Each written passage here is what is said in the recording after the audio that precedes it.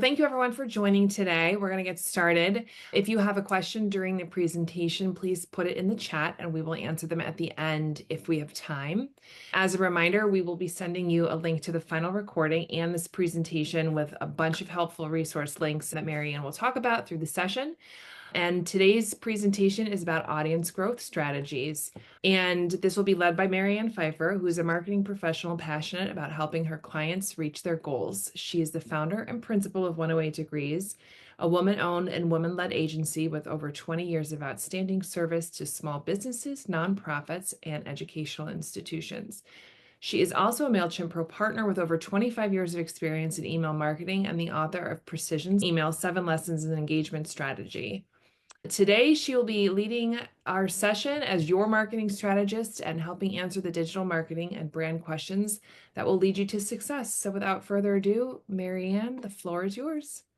Thank you, Lauren. So welcome everyone, and welcome to those who are watching us recorded. Today's workshop is about list growth strategies. And we talk about lots of different topics, but because of this upcoming MailChimp release that you guys are getting a sneak peek from about today, we decided to focus strictly on list growth today, because that is a really important strategy for all types of organizations. So our goals for today is, first of all, I want you to understand the importance of focusing on email list growth, because sometimes it becomes sort of a secondary project. It's like, oh yeah, our list is growing, it's fine, but it really should be part of your key marketing strategy. I want to help you see and identify some strategies that would be best suited for your organization to try for list growth.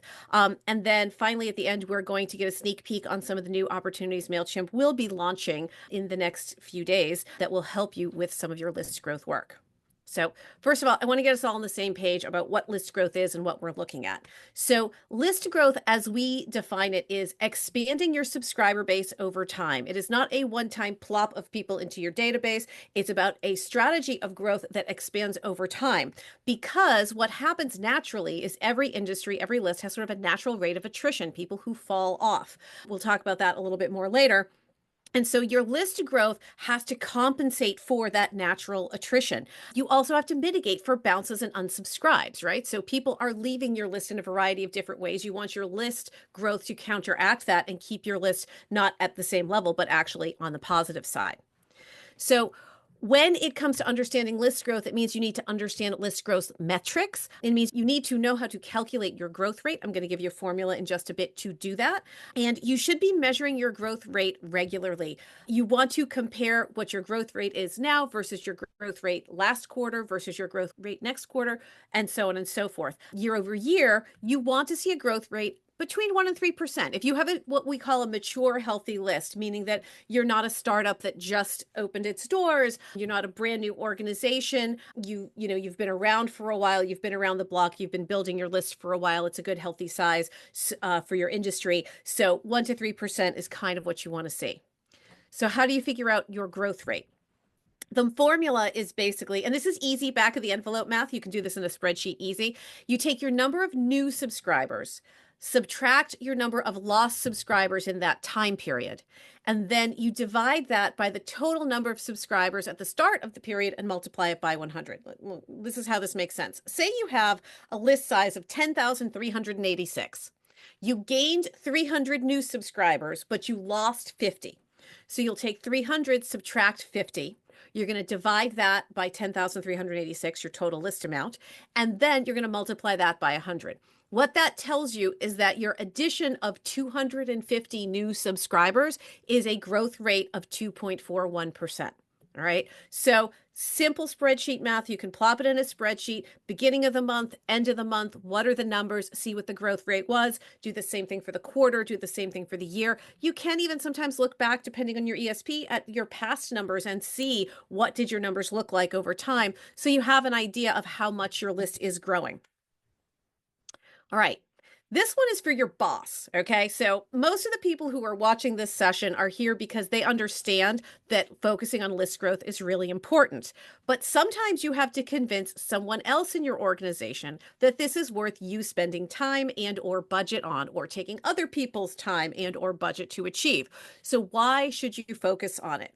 List growth is important for everyone. That metric that you see that you can Google all the time, that email is the most effective digital channel with a 36-to-1 return on your investment. For every dollar you spend, you earn back 36. That's more of a consumer number, so it varies in different industries, but just that concept of the more you put in, the more you're going to get out of it, and there's a very clear measurable ROI.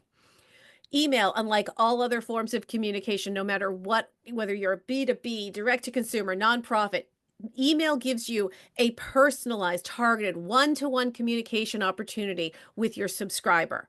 You are showing up on their phone, in their inbox, in a personal, private space, not in some random feed next to a bunch of your competitors or other information where you have to compete for space, not in an ad format where they have to decide if they want to click, right? They've given you permission. You're showing up in their inbox. They're happy to see your message. Nothing else can do that for you. Email has been shown to build long-term engagement with audiences. If you think about social media, it's great, but it doesn't necessarily build long-term engagement. People see it, they register that it was there, but how often do people comment on things versus how often do they click on your email? Right. So list growth, no matter what your industry, is important, but let's dig into some specifics. If you're in the B2B world, B2B list growth supports lead generation tactics and sales enablement. And it is by far the best channel for lead nurturing, especially for long sales cycles. Think about the fact that if someone takes 6 or 9 or 12 months to buy from you, how many social media posts will you get in front of them versus how many emails you can land in their box? Also, this is where you can reach key decision makers where they're at. Key decision makers use email. They have to. Businesses run on email. So you are where they are every single day. So if you're in B2B, it's an absolutely essential strategy. But what if you're direct to consumer? People, I don't want to send too much email. I don't want to offend my subscribers. Listen, look at how much email Walmart sends. There's no way you're sending more email than Walmart.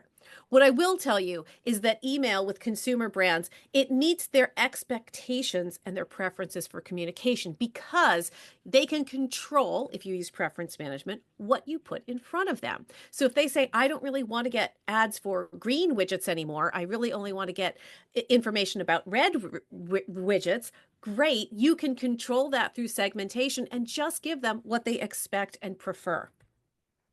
Also in direct consumer, it's been proven that email drives customer retention. It is so much easier to sell to an existing customer than it is to try to acquire a new customer. It is much, much more cost effective. So if you can retain those customers, and email helps you do that, you are lowering your overall marketing costs for your products or services. Finally, email is great for building website traffic. And if you can get them to your website, you can get them to check out or to order, right? And that's sales opportunity. So if you're a direct-to-consumer brand, you have to consider email as a major channel, a significant channel for building your website traffic and opportunity for sale.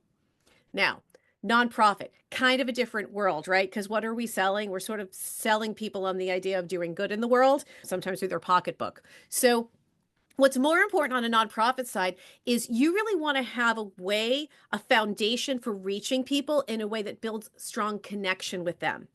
You can tell a story in email over time, either in one long email or a series of emails or emails that lead them to a website where there's video or written word.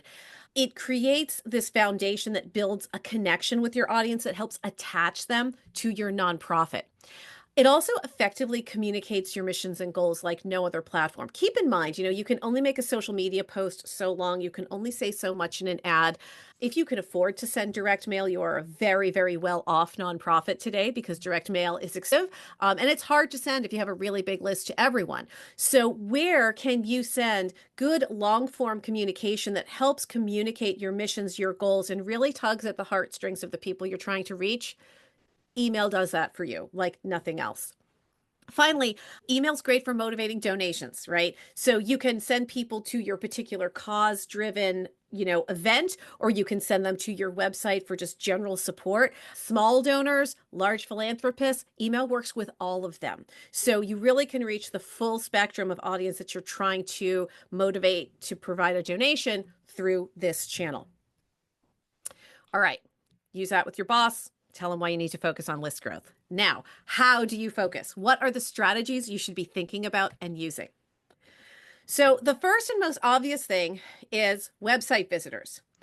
You want to convert every visitor you can from your website to your email.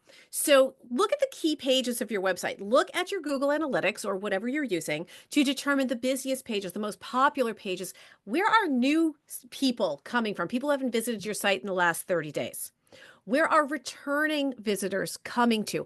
Understand the key critical pages that are drawing people in, and make sure that you're leveraging those pages as an opportunity for sign up. And remember, if you know that you're likely to get mostly new subscribers on a particular page, make sure you tailor the offer on that page to new subscribers versus something that might be maybe a deeper dive. Say you sell technical products and really, the first visit, they're just kind of getting the scope of what you do.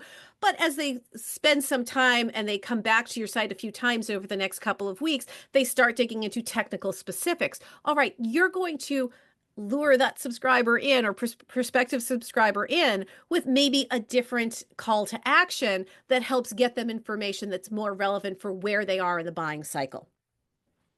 All right, if you have checkout on your website, and this goes for sort of like general e-commerce checkout, but also for donations for nonprofits, make sure that you're incentivizing and communicating the idea of signing up for a subscription. So, I mean, you can't really incentivize a donation, right? But certainly you can say, hey, if you'd like to stay in touch or you'd like to customize things or like to get specific messages from us, make sure you subscribe. If you're in e-commerce, absolutely throw that discount at them. Offer them 10% off their next purchase if they sign up for email. It is one of the best ways to convert people in e-commerce. If you don't want to do discounting, you certainly don't have to. You can incentivize people with other types of just like informational offers, downloadables. There's lots of things you can do, but definitely leverage that checkout opportunity to get them to commit to receiving email.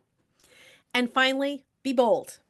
A lot of marketers today are very nervous about, I don't want to bother them. I don't want to interrupt the visitor who's on my website. I really want them to consume the content.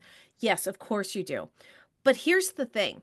It's a lot easier for them to consume the content if you can repeat the content back to them in email, which means that if you have a way for them to subscribe on the page where they are consuming the content, you can have them subscribe and then send them that link to look back at later so they don't have to dig through and find it on your site again. Inline forms are great. Footer forms are great. But really, don't be afraid of that interstitial. Don't be afraid of that pop-up. Don't be afraid of the thing that kind of comes in their face and goes, hey, you should subscribe to learn more. Okay? Those are the things that work. And surprisingly, we sometimes as marketers are offended by them because we're like, oh, it interrupts the visitor experience. But tests have shown, usability tests have shown, it doesn't bother visitors. It bothers us as marketers. When you take us out of the equation, it doesn't bother visitors at all. They just click the X if they're not interested and they move on with their day. All right. Next is attrition. And this is an important part of your list growth strategy. You really need to understand your attrition rate. So there is a normal amount of attrition for your list. Say, for example, you sell refrigerators. Refrigerators are not a thing that everybody buys all the time. It is a thing that most adults buy at some point in their life, and they will buy more than one, but they're not buying one every month. So understandably, maybe somebody's in a situation where their fridge is going to fail in the next couple of days, and so they're doing a ton of research, okay? Maybe they're in a situation where they're buying a house or building a house or moving to a new apartment. They're doing some research to figure out what they want. They're going to be on your list for a set amount of time. And then they're not going to need a refrigerator for a while. So unless you sell other appliances, it is normal for that person to then unsubscribe because they're just not interested anymore. Maybe not for many years. So understand the attrition rate for your organization and for your industry so you know what's normal. So you can expect what percentage you should be losing every month before it looks weird. Okay? Also understand where you lose subscribers. Now, there's the normal attrition rate, but then there's the people who are unsubscribing. Where do they become disengaged? Where is the point that you see that, gee, after they're really engaged for the first 2 or 3 emails, and then they just kind of fall off, and then by the 10th email, they're gone, right? Understand where the fall off is so you can start to diagnose what might be causing it so that you can remedy that. And the remedy for that is re-engagement. If you can figure out where fall off happens, what you can do is preempt that. If you know they're going to fall off at email 10, Start looking at email 6, 7, and 8 and seeing what you can do to bring back some engagement and get them interested. Maybe you need to send them a survey. Maybe you need to ask them some questions. Maybe you need to surprise and delight them in some way that you can re-engage them and bring them back into the fold before they fall off. This is a really obvious one for a lot of people, but lead magnets still work. They inform and they educate, especially in the B2B space. This can be really strong. Also in education spaces, this works well. This positions your organization as an industry leader, as a thought leader. And typically, if someone's going to subscribe to your list, if they're interested in your product or services, they want information. And if you are a thought leader, they want it from you. So use lead magnets as a way to inform and educate. Remember that it's a fair price. Don't make what you deliver in a lead magnet not worth their email address, okay? Don't make it something that they could download for free from Google Images, right? Like, make it something that really showcases your leadership and what you can do and how you can help them and insights that you have. And people will happily pay for that content with their email address, and now you've got them in the fold. Also, think about segmentation. When you put up a lead magnet, it should help you segment your list a little bit by their interest. So for example, we're a marketing agency. We do a lot of email, but we also offer strategic advice on social media and sales enablement. So just by nature of the lead magnet we put out there, we can find out if an organization is interested in which of those services. Doesn't mean they wouldn't be interested in others as well, but at least it gets them information that we know they're interested in first instead of a random guess. Now think alternate channels. First of all, social media. What are you doing with your social media to drive and incentivize your visitors to sign up for subscribing to email? If you're not currently doing that, do that. If you're in e-commerce, offer them a discount for their first sign up or some kind of extra bonus with their purchase. If you are otherwise in sort of the thought leadership mode, you can offer them some type of download, some type of lead magnet, put it in social media, and really try to get people to convert from just being a social media follower to being a social media and subscriber. Okay? Think about promotions. So if you're using advertising, be it on social media or search or industry sites, leverage opportunities in that advertising to build interest in your list. Have a newsletter that is specific about something that would relate to the people responding to that ad. Also think partnerships. What partner websites, social channels, PR opportunities, what else is out there with other people who share like-minded audiences that you could work cooperatively to build your list through? So say, for example, you are a nonprofit and you help inner city kids with after school activities. Maybe there is another charity that also works in the city that helps families in need, and you can partner together and help grow your list together. Also think data collection when it comes to list growth opportunities. And this sounds weird, right? Because you're like, well, I'm already asking them for their email address. So that kind of seems like a lot. Why would I ask them for more? Because when you ask a subscriber or prospective subscriber for more information, you're showing them that you're interested in them and that you will send them the information that is interesting to them. So these would be things like puzzles and quizzes and things that you can put up on your website to get people to say, what's your favorite type of shoe? And then you can send them information relevant to those types of shoes. You can also reward them. So if they tell you, they answer a survey and they give you information, you can reward them by email with something that is interesting to them. So think about that. And finally, remember that data collection leads to segmentation. They'll self-segment because they're going to give you this zero-party data. So you're going to use, the strategy you're going to use is, I'm going to put up a survey on this page. People love to give their opinion. You get their opinion, you reward them for participating, and you also now can take that segmentation and keep them engaged by email because you know what they're interested in and what they like. So data collection itself is a strategy to build your email list.